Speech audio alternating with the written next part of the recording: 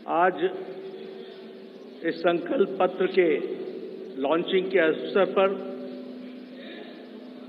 हम सब लोग यहाँ एकत्र आए हैं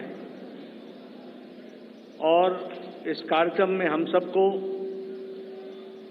आदरणीय प्रधानमंत्री जी का संबोधन सुनने को मिलेगा और संकल्प पत्र अगले 2024 से हम किस प्रकार से देश की सेवा प्रधानमंत्री मोदी जी के नेतृत्व में करेंगे, इसके बारे में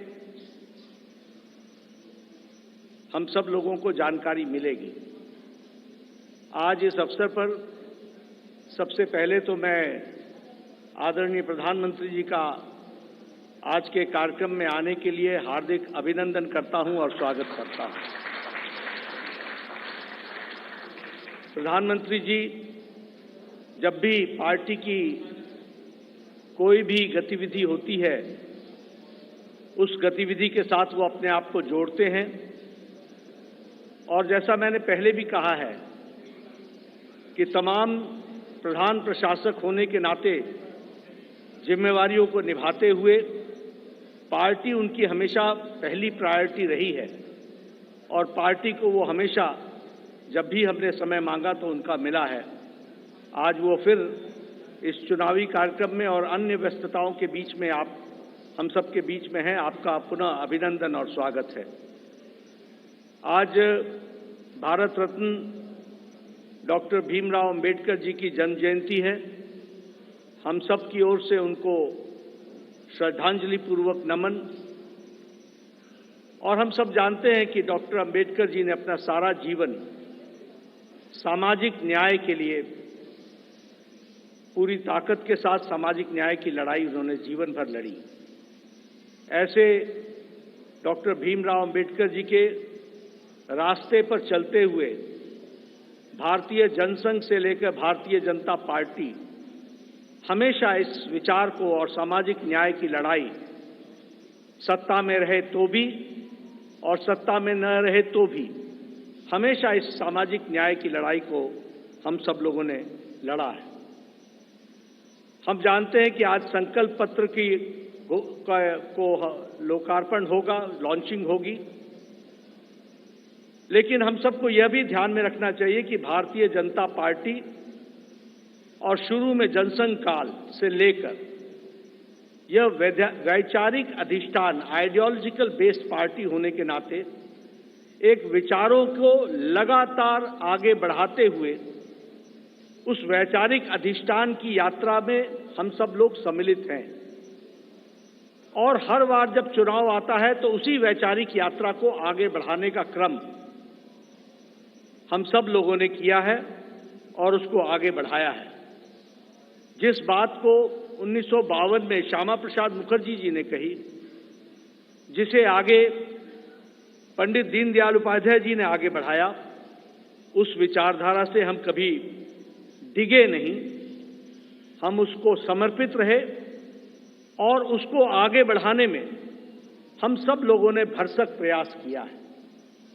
और हम कह सकते हैं कि मैनिफेस्टो या संकल्प पत्र यह उस विचारधारा, उस वैचारिक अधिष्ठान का अनफोल्डमेंट है। उसी को आगे किस तरीके से बढ़ाया जाए, उस यात्रा को आगे बढ़ाने का काम हम सब लोगों ने किया है। हम सब जानते हैं एक समय में हमने एकात्म मानववाद की बात कही, उसी को आगे हम लोगों ने जब हम सरकार में आए तो अंत्योदय के रूप में हम लोगों ने उसको स्थापित किया और प्रधानमंत्री मोदी जी ने उसको सरल भाषा में सबको समावेश करते हुए और सबकी भाषा में उसको सबका साथ, सबका विकास, सबका विश्वास, सबका प्रयास से जोड़ते हुए नीतियों को आगे बढ़ाने का काम किया।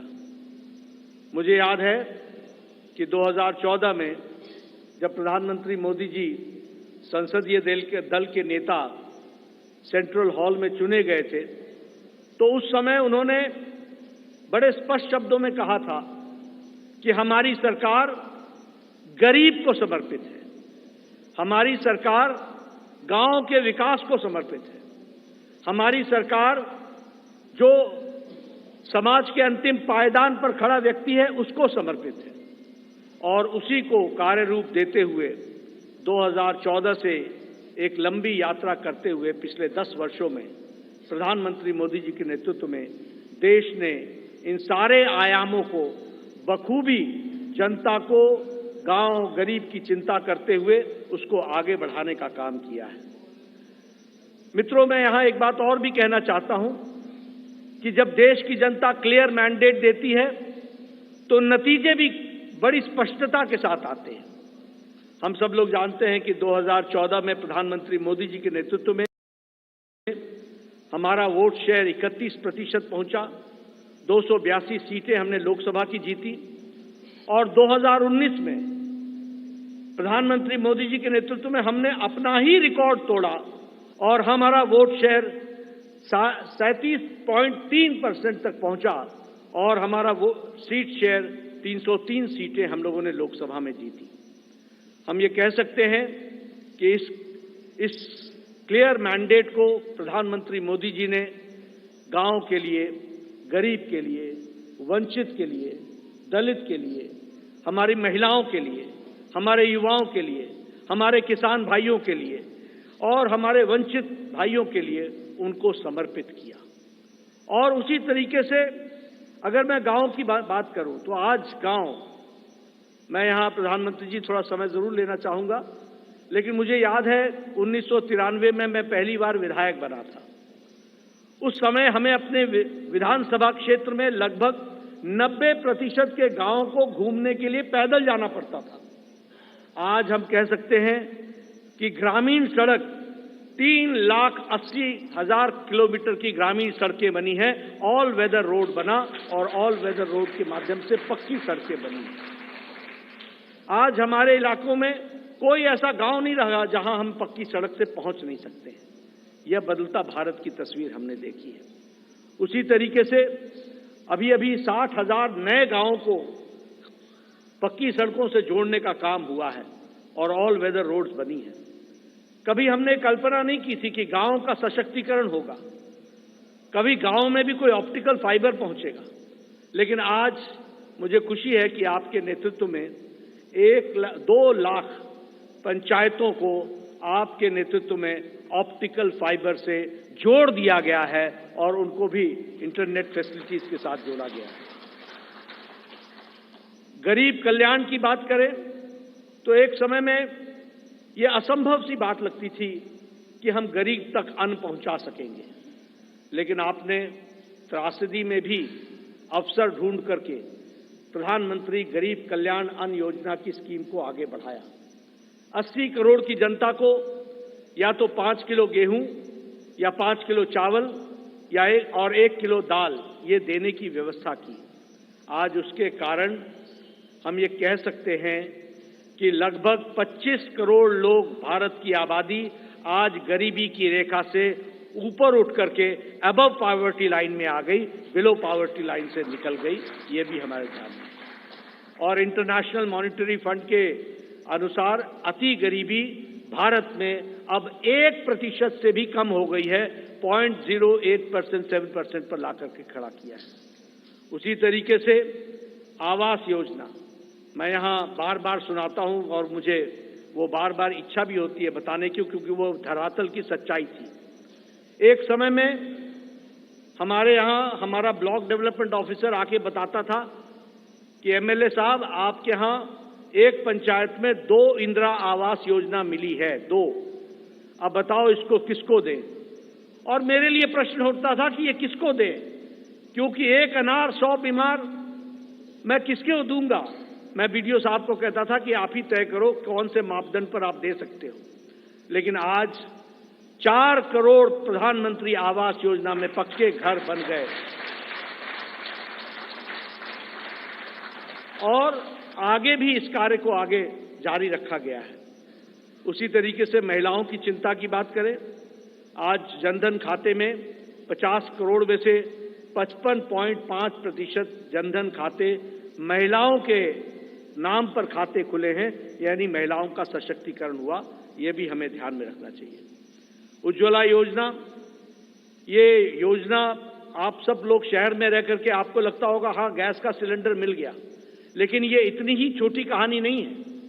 हमारी बहनें गांव में 5 बजे सुबह उठती थी, जंगलों में जाती थी, लकड़ियां काटती थी, आकर के चूल्हा जलाती थी, फूकनी से फूक फूक करके चूल्हा जलाती थी, धुआं को अपने छातियों पर लेती थी, रेस्पिरेटरी सिस्टम डिसऑर्डर होता था और आंखों में पानी आता था और घंटों के बाद वो जाकर के चाय बना पाती थी। आज 5 मिनट के अंदर गैस के चूल्हे के कारण नारी सशक्तिकरण किस तरीके से हुआ, इस उज्ज्वला गैस के कारण, और 10 करोड़ से 10 करोड़ सिलेंडर्स इस तरीके से और गैस के कनेक्शन दिए गए। सबसे बड़ी बात है, मुझे याद है, मैं बताना चाहूंगा, जब मैं छोटा था और जब मैं कभी भ्रमण पर सुबह सुबह निकलता था तो मैं देखता था कि गांव की बहनें झुंड के झुंड सिर्फ अपने दैनिक नित्य क्रम के लिए नेशनल हाईवे से होते हुए गांव और खुले में उनको शौच जाना पड़ता था। दैनिक जीवन में अपने इस तरीके का जीवन देखती थी। सूर्योदय और सूर्यास्त का इंतजार करना पड़ता था। आज 11 करोड़ इज्जत घर बनाकर 11 करोड़ बहनों को इज्जत देने का काम और life with dignity, human dignity, women dignity, इसकी चिंता अगर हुई तो वो प्रधानमंत्री मोदी जी के नेतृत्व में हुई है, वो भी हम सबके ध्यान में है।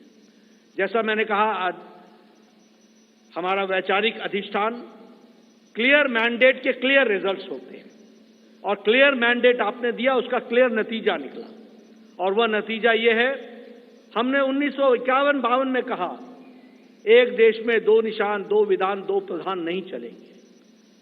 हम 1951-52 से ये बात कह रहे थे, लेकिन आपने क्लियर मैंडेट दिया और 2019 के 6 अगस्त को धारा 370 को एब्रोगेट कर दिया गया, धाराशाही कर दिया गया। प्रधानमंत्री मोदी जी की इच्छा शक्ति ने उस कार्य को पूरा किया है। मुझे याद है कि पालमपुर का प्रस्ताव पारित हुआ था कि हम राम मंदिर बनाने के रास्ते को प्रशस्त करेंगे। ये पालमपुर का रेजोल्यूशन था और पालमपुर के रेजोल्यूशन से लंबी यात्रा हमने की और हमने वो भी दिन देखे जब कांग्रेस के वकील खड़े होकर के न्यायिक प्रक्रिया को रोकने का प्रयास करते थे और ये कहते थे कि इससे भारतीय जनता पार्टी को फायदा होगा।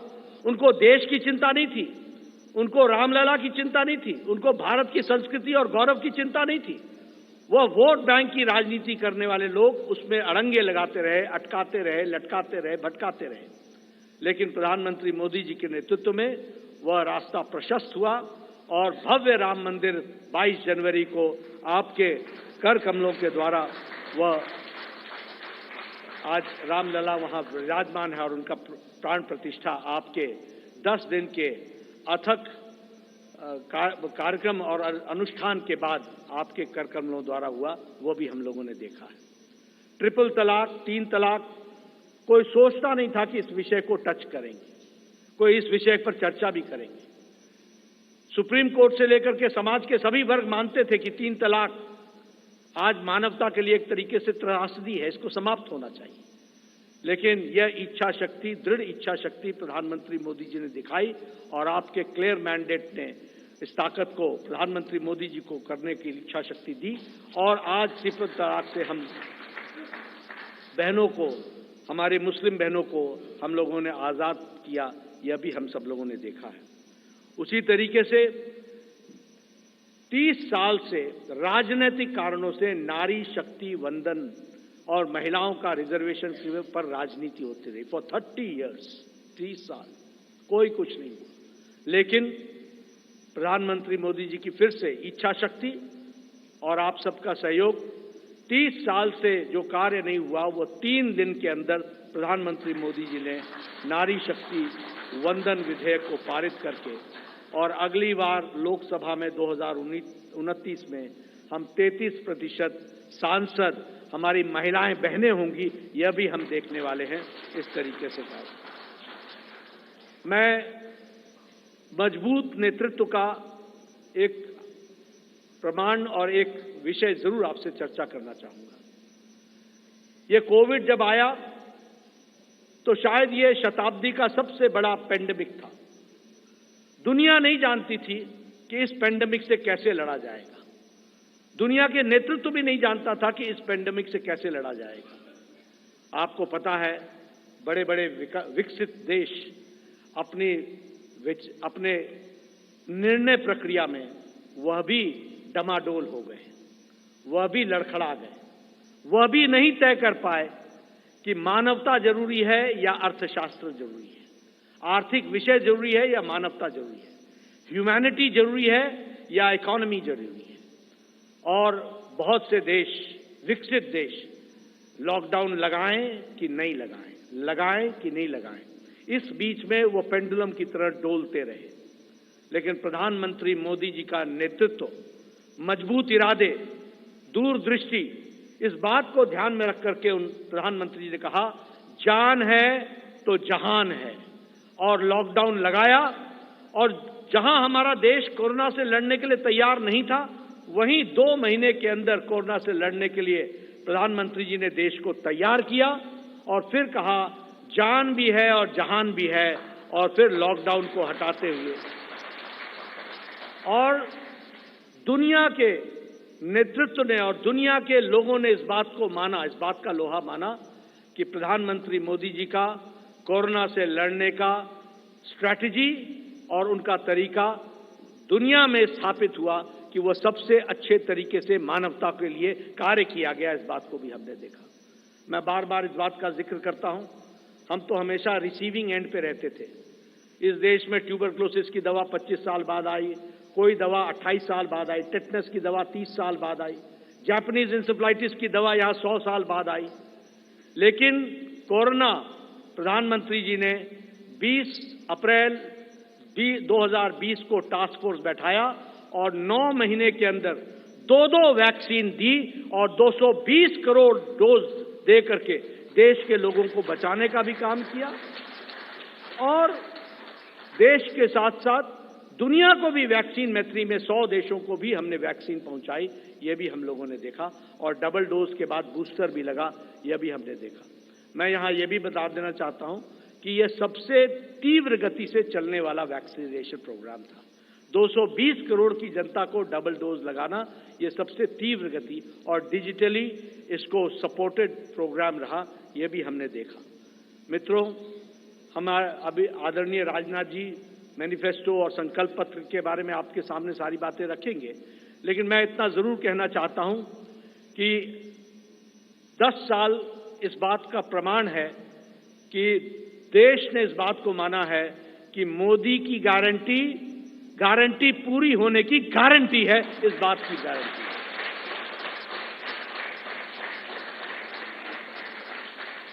और यहां मैं स्वास्थ्य से जरूर जुड़ा हुआ विषय जरूर कहूंगा।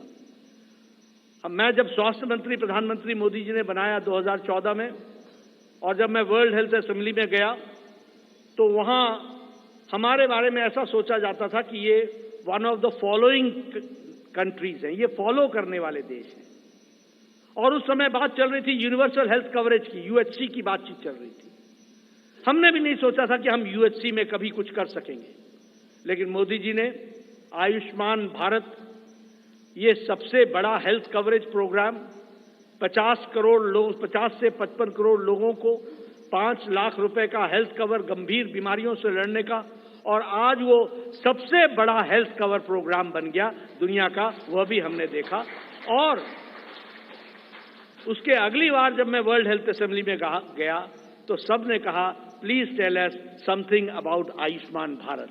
तो ये एक हमने दुनिया के चित्र पर भी देखा कि कैसे भारत को आगे बढ़ाया गया, बढ़ा है मोदी जी के नेतृत्व में। इसलिए मैं एक बात फिर कहूंगा कि आज जो संकल्प पत्र आदरणीय प्रधानमंत्री मोदी जी जिसके बारे में जिनका हमें संबोधन मिलेगा, वह एक लंबी छलांग भारत को, विकसित भारत को पूरा करने में अपना पूरा योगदान करेगा, यही मुझे पूरा विश्वास है।